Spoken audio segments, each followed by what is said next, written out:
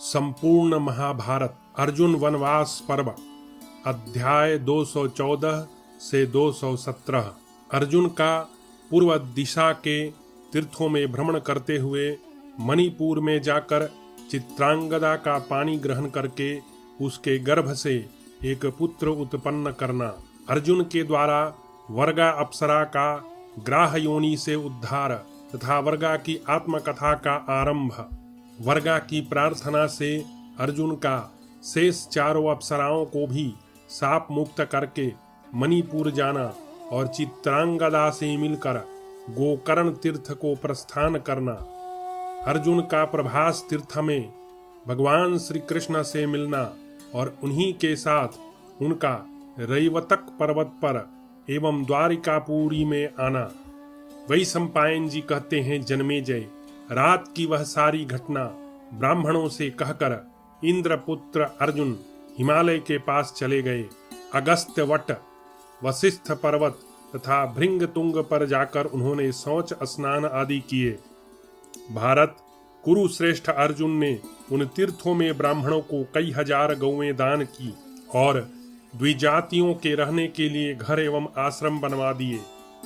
हिरण्यबिंदु तीर्थ में स्नान करके पांडव श्रेष्ठ पुरुषोत्तम अर्जुन ने अनेक पवित्र स्थानों का दर्शन किया। जन्मेजय, तत्पश्चात हिमालय से नीचे उतरकर भरत कुलभूषण नरश्रेष्ठ अर्जुन पूर्व दिशा की ओर चल दिए।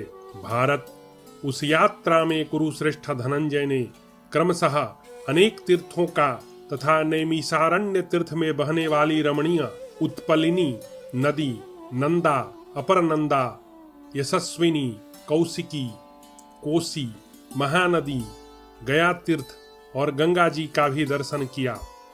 इस प्रकार उन्होंने सब तीर्थों और आश्रमों को देखते हुए स्नान आदि से अपने को पवित्र करके ब्राह्मणों के लिए बहुत सी गौएं दान की। तदनंतर अंग वंग और कलिंग देशों में जो कोई भी पवित्र तीर्थ और मंदिर थे उन सब में वे गए और उन तीर्थों का दर्शन करके उन्होंने विधि पूर्वक वहां धन दान दिया। कलिंग राष्ट्र के द्वार पर पहुंचकर अर्जुन के साथ चलने वाले ब्राह्मण उनकी अनुमति लेकर वहां से लौट गए, परंतु कुंती पुत्र सूरवीर धनंजय उन ब्राह्मणों की आज्ञा ले थोड़े से सहायकों के साथ उस स्थान की ओर गए जहां समुद्र लहराता था।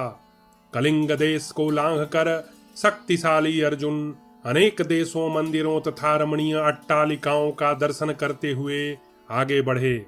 इस प्रकार वे तपस्वी मुनियों से सुशोभित महेंद्र पर्वत का दर्शन कर समुद्र के किनारे किनारे यात्रा करते हुए धीरे धीरे मणिपुर पहुंच गए। वहां के संपूर्ण तीर्थों और पवित्र मंदिरों में जाने के बाद महाबाहो वीर अर्जुन मणिपुर नरेश के पास गए। राजन, मणिपुर के स्वामी धर्मज्ञ चित्रवाहन थे। उनके चित्रांगदा नाम वाली एक परम सुंदरी कन्या थी। उस नगर में विचरण करती हुई उस सुंदर अंगों वाली चित्रवाहन कुमारी को अकस्मात देखकर अर्जुन के मन में उसे प्राप्त करने की अभिलाषा हुई। अतः राजा से मिलकर उन्होंने अपना अभिप्राय इस प्रकार बताया। महाराज, मुझ महामनस्वी क्षत्रिय को आप अपनी यह पुत्री प्रदान कर दीजिए। यह सुनकर राजा ने पूछा, आप किनके पुत्र हैं और आपका नाम क्या है? अर्जुन ने उत्तर दिया, मैं महाराज पांडु तथा कुंती देवी का पुत्र हूँ। मुझे लोग धनंजय कहते हैं। तब राजा ने उन्हें सांत्वना देते हुए कहा, इस कुल में पहले प्रभंजन नाम से प्रसिद्ध एक राजा हो गए हैं। उनके कोई पुत्र नहीं था, अतः उन्होंने पुत्र की इच्छा से उत्तम तपस्या प्रारंभ की। पार्थ, उन्होंने उस उग्र तपस्या से पिनाकधारी देवाधिदेव महेश्वर को संतुष्ट कर लिया। तब देव देवेश्वर भगवान उमापति उन्हें वरदान देते हुए बोले, तुम्हारे कुल में एक एक संतान होती जाएगी। इस कारण हमारे इस कुल में सदा से एक एक संतान ही होती चली आ रही है। मेरे अन्य सभी पूर्वजों के तो पुत्र होते आए हैं, परंतु मेरे यह एक कन्या ही हुई है। यही इस कुल की परंपरा को चलाने वाली है। अतः भरत श्रेष्ठ, इसके प्रति मेरी यही भावना रहती है कि यह मेरा पुत्र है। यद्यपि यह पुत्री है तो भी हेतु विधि से अर्थात इससे जो प्रथम पुत्र होगा वह मेरा ही पुत्र माना जाएगा। इस हेतु से मैंने इसे पुत्र की संज्ञा दे रखी है। भरत श्रेष्ठ, तुम्हारे द्वारा इसके गर्भ से जो एक पुत्र उत्पन्न हो वह यहीं रहकर इस कुल परंपरा का प्रवर्तक हो। इस कन्या के विवाह का यही शुल्क आपको देना होगा। पांडुनंदन, इसी शर्त के अनुसार आप इसे ग्रहण करें। तथास्तु कहकर अर्जुन ने वैसा ही करने की प्रतिज्ञा की और उस कन्या का पानी ग्रहण करके उन्होंने 3 वर्षों तक उसके साथ उस नगर में निवास किया। उसके गर्भ से पुत्र उत्पन्न हो जाने पर उस सुंदरी को हृदय से लगाकर अर्जुन ने विदा ली तथा राजा चित्रवाहन से पूछकर वे पुनः तीर्थों में भ्रमण करने के लिए चल दिए। वही सम्पायन जी कहते हैं, भरत श्रेष्ठ, तदनंतर अर्जुन दक्षिण समुद्र के तट पर तपस्वी जनों से सुशोभित परम पुण्यमय तीर्थ में गए। वहां उन दिनों तपस्वी लोग 5 तीर्थों को छोड़ देते थे। ये वही तीर्थ थे जहां पूर्व काल में बहुतेरे तपस्वी महात्मा भरे रहते थे। उनके नाम इस प्रकार हैं और यह तीर्थ का नाम भी सुनने वाले को परम पवित्र करने वाला है। उसका नाम क्रमशः इस प्रकार है: अगस्त्य तीर्थ, सौभद्र तीर्थ, परम पावन पैलोम तीर्थ, अश्वमेध यज्ञ का फल देने वाला स्वच्छ कारंधम तीर्थ तथा पापनाशक महान भरद्वाज तीर्थ। कुरुश्रेष्ठ अर्जुन ने इन 5 तीर्थों का संपूर्ण रूप से दर्शन किया। पांडुपुत्र अर्जुन ने देखा ये सभी तीर्थ बड़े एकांत में हैं, तो भी एकमात्र धर्म बुद्धि को लगाए रखने वाले मुनि भी उन तीर्थों को दूर से ही छोड़ दे रहे हैं। तब कुरुनंदन धनंजय ने दोनों हाथ जोड़कर तपस्वी मुनियों से पूछा, वेदवक्ता ऋषिगण इन तीर्थों का परित्याग किस लिए कर रहे हैं? तपस्वी बोले, कुरुनंदन, उन तीर्थों में 5 बड़े भयंकर ग्राह रहते हैं जो नहाने वाले तपोधन ऋषियों को जल के भीतर खींच ले जाते हैं। इसलिए ये तीर्थ मुनियों द्वारा त्याग दिए गए हैं। वही सम्पायन जी कहते हैं, उनकी बातें सुनकर कुरुश्रेष्ठ महाबाहु अर्जुन उन तपोधनों के मना करने पर भी उन तीर्थों का दर्शन करने के लिए गए। तदनंतर परंतप सूरवीर अर्जुन महर्षि सुभद्र के उत्तम सौभद्र तीर्थ में सहसा उतरकर स्नान करने लगे। इतने में ही जल के भीतर विचरने वाले एक महान ग्राह ने नरश्रेष्ठा कुंती कुमार धनंजय का एक पैर पकड़ लिया, परंतु बलवानों में श्रेष्ठा महाबाहु कुंती कुमार बहुत उछल कूद मचाते हुए उस जलचर जीव को लिए दिए पानी से बाहर निकल आए। यशस्वी अर्जुन द्वारा पानी के ऊपर खिंच जाने पर वह ग्राह समस्त आभूषणों से विभूषित एक परम सुंदरी नारी के रूप में परिणत हो गया। राजन, वह दिव्य रूपिणी मनोरमा रमणी अपनी अद्भुत कांति से प्रकाशित हो रही थी। यह महान आश्चर्य की बात देखकर कुंती नंदन धनंजय बड़े प्रसन्न हुए और उस स्त्री से इस प्रकार बोले, कल्याणी, तुम कौन हो और कैसे जलचर योनि को प्राप्त हुई थी? तुमने पूर्व काल में ऐसा महान पाप किस लिए किया जिससे तुम्हारी यह दुर्गति हुई? वर्गा बोली, महाबाहो, मैं नंदन वन में विहार करने वाली एक अप्सरा हूँ। महाबल, मेरा नाम वर्गा है। मैं कुबेर की नित्य प्रेयसी रही हूँ। मेरी 4 दूसरी सखियां भी हैं। वे सब इच्छानुसार गमन करने वाली और सुंदरी है। उन सब के साथ एक दिन मैं लोकपाल कुबेर के घर जा रही थी। मार्ग में हम सब ने उत्तम व्रत का पालन करने वाले एक तेजस्वी ब्राह्मण को देखा। वे बड़े रूपवान थे और अकेले एकांत में रहकर वेदों का स्वाध्याय करते थे। राजन, उनकी तपस्या से वह सारा वन प्रांत तेजोमय हो रहा था। वे सूर्य की भांति उस संपूर्ण प्रदेश को प्रकाशित कर रहे थे। उनकी वैसी तपस्या और वह अद्भुत एवं उत्तम रूप देखकर हम सभी अप्सराएं उनके तप में विघ्न डालने की इच्छा से उस स्थान में उतर पड़ी। भारत, मैं, सौरभेयी, समीची, बुदबुदा और लता पांचों एक ही साथ उन ब्राह्मण के समीप गई और उन्हें लुभाते हुए हंसने तथा गाने लगी। परंतु वीरवर, उन्होंने किसी प्रकार भी अपने मन को हमारी ओर नहीं खींचने दिया। वे महातेजस्वी ब्राह्मण निर्मल तपस्या में संलग्न थे। वे उससे तनिक भी विचलित नहीं हुए। क्षत्रिय शिरोमणि हमारी उदंडता से कुपित होकर उन ब्राह्मण ने हमें शाप दे दिया। तुम लोग 100 वर्षों तक जल में रहकर ग्राह बनकर रहोगी। वर्गा बोली, भरतवंश के महापुरुष, उन ब्राह्मण का शाप सुनकर हमें बड़ा दुख हुआ। तब हम सब की सब अपने धर्म से च्युत न होने वाले उन तपस्वी विप्र की शरण में गई और इस प्रकार बोली, ब्राह्मण, हम रूप यौवन और काम से उन्मत्त हो गई थी, इसलिए यह अनुचित कार्य कर बैठी। आप कृपा पूर्वक हमारा अपराध क्षमा करें।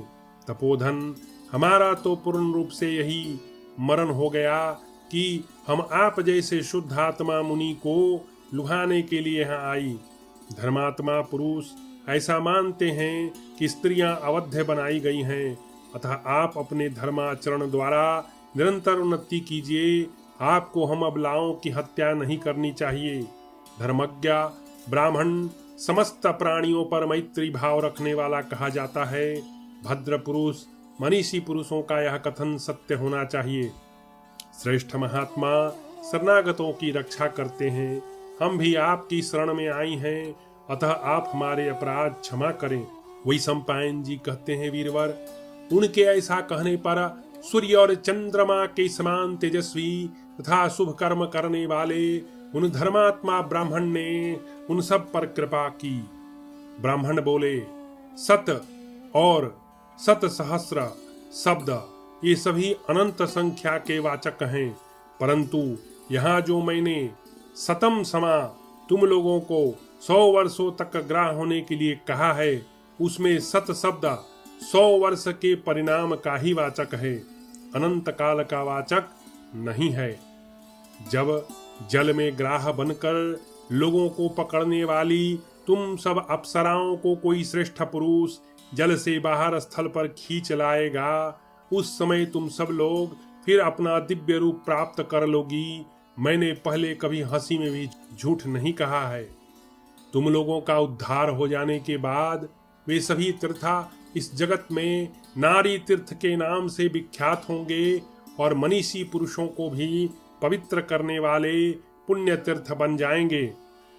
वर्गा कहती है, भारत, तदनंतर उन ब्राह्मण को प्रणाम और उनकी प्रदक्षिणा करके अत्यंत दुखी हो हम सब उस स्थान से अन्यत्र चली गईं और इस चिंता में पड़ गईं कि कहाँ जाकर हम सब लोग रहें, जिससे थोड़े ही समय हमें वह मनुष्य मिल जाए जो हमें पुनः हमारे पूर्व स्वरूप की प्राप्ति कराएगा।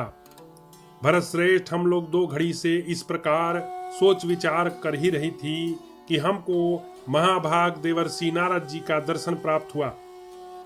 कुंती नंदन उन अमित तेजस्वी देवर्षि को देखकर हमें बड़ा हर्ष हुआ और उन्हें प्रणाम करके हम लज्जावश सिर झुकाकर वहां खड़ी हो गई।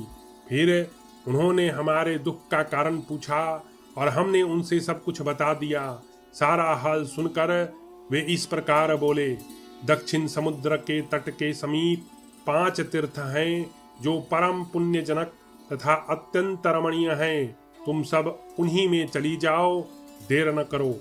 वहां पुरुषों में श्रेष्ठ शुद्धात्मा पांडु कुमार धनंजय शीघ्र ही पहुंचकर तुम्हें इस दुख से छुड़ाएंगे, इसमें संशय नहीं है। वीर अर्जुन, नारद जी का वचन सुनकर हम सब सखियां यहीं चली आई। अनघ, आज आपने सचमुच ही मुझे इस शाप से मुक्त कर दिया। ये मेरी 4 सखियां और हैं जो अभी जल में ही पड़ी हैं। वीरवर, आप यह पुण्य कर्म कीजिए, इन सब को शाप से छुड़ा दीजिए। वैशंपायन जी कहते हैं, जन्मेजय, तब उदार हृदय पराक्रमी पांडव श्रेष्ठ अर्जुन ने उन सभी अप्सराओं को उस साप से मुक्त कर दिया। राजन, उस जल से ऊपर निकलकर फिर अपना पूर्व स्वरूप प्राप्त कर लेने पर वे अप्सराएं उस समय पहले की भांति दिखाई देने लगीं। इस प्रकार उन तीर्थों का शोधन करके उन अप्सराओं को जाने की आज्ञा दे शक्तिशाली अर्जुन चित्रांगदा से मिलने के लिए पुनः मणिपुर गए। वहां उन्होंने चित्रांगदा के गर्भ से जो पुत्र उत्पन्न किया था उसका नाम बभ्रुवाहन रखा गया था।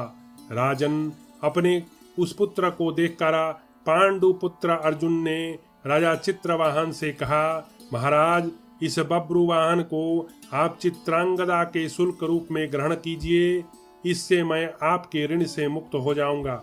तत्पश्चात पांडु कुमार ने पुनः चित्रांगदा से कहा, प्रिय, तुम्हारा कल्याण हो, तुम यहीं रहो और बभ्रुवाहन का पालन पोषण करो।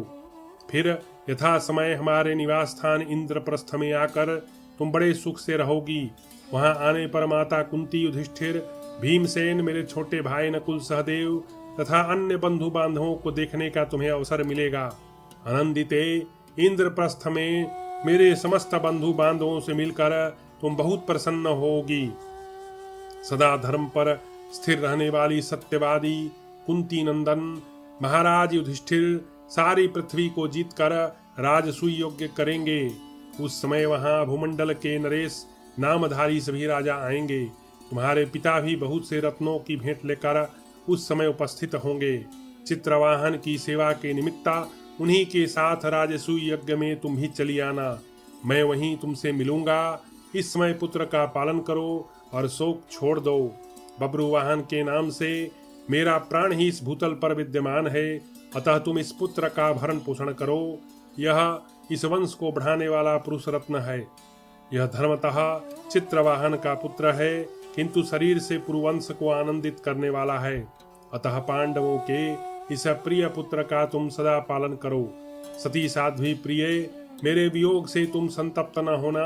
चित्रांगदा से ऐसा कहकर महाबाहो अर्जुन गोकर्ण तीर्थ की ओर चल दिए। वह भगवान शंकर का आदि स्थान है और दर्शन मात्र से मोक्ष देने वाला है। पापी मनुष्य भी वहां जाकर निर्भय पद प्राप्त कर लेता है। वही सम्पायन जी कहते हैं, जन्मेजय तदनंतर अमित पराक्रमी अर्जुन क्रमशः उपरांत पश्चिम समुद्र तटवर्ती देश के समस्त पुण्य तीर्थों और मंदिरों में गए। पश्चिम समुद्र के तट पर जितने तीर्थ और देवालय थे उन सब की यात्रा करके वे प्रभास क्षेत्र में जा पहुंचे। भगवान श्री कृष्ण ने गुप्तचरों द्वारा यह सुना कि किसी से भी परास्त न होने वाले महाबाहो वीर अर्जुन परम पवित्र एवं रमणीय प्रभास क्षेत्र में आ गए हैं, तब वे अपने सखा कुंती नंदन से मिलने के लिए वहां गए। उस समय प्रभास में श्री कृष्ण और अर्जुन ने एक दूसरे को देखा।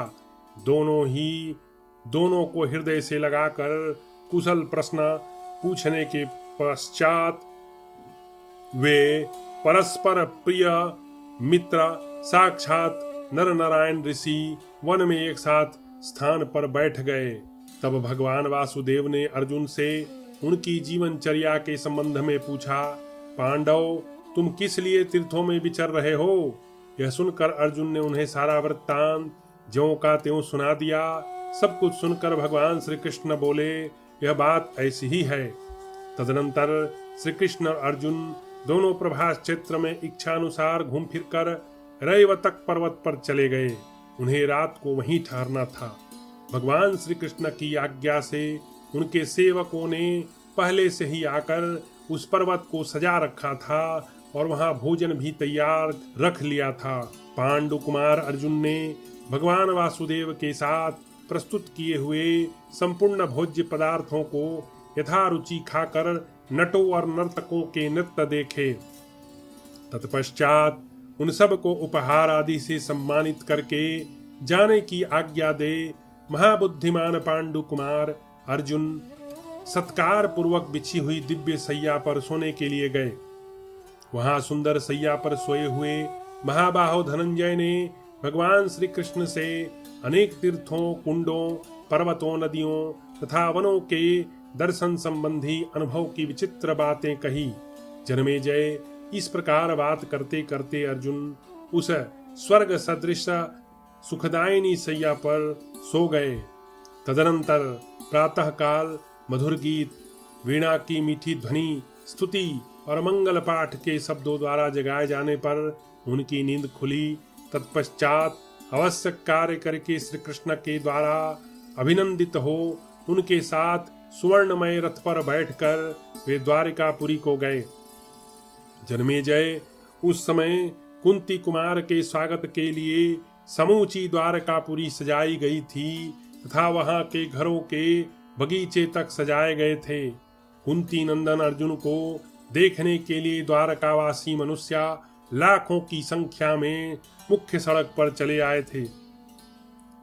जहां से अर्जुन का दर्शन हो सके ऐसे स्थानों पर सैकड़ों हजारों स्त्रियां आंख लगाए खड़ी थीं तथा भोज, वृष्णि और अंधक के पुरुषों की बहुत बड़ी भीड़ एकत्र हो गई थी।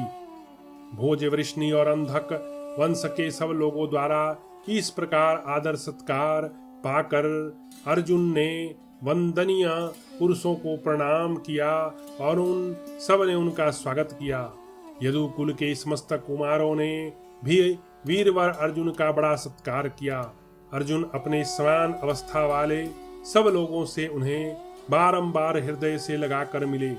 इसके बाद नाना प्रकार के रत्न तथा भांति भांति के भोज्य पदार्थ से भरपूर श्री कृष्ण के रमणीय भवन में उन्होंने श्री कृष्ण के साथ ही अनेक रात्रियों तक निवास किया। इस प्रकार श्री महाभारत आदि पर्व के अंतर्गत अर्जुन वनवास पर्व में अर्जुन का चित्रांगदा से मिलन और बब्रू वाहन की उत्पत्ति, अर्जुन का ग्राह बनी अप्सराओं को मुक्त करना और अर्जुन का भगवान श्री कृष्ण से प्रभास क्षेत्र में मिलन, द्वारिका गमन विषयक 214 से 217वां अध्याय पूरा हुआ और इस प्रकार अर्जुन वनवास पर्व की पूर्णाहुति हुई।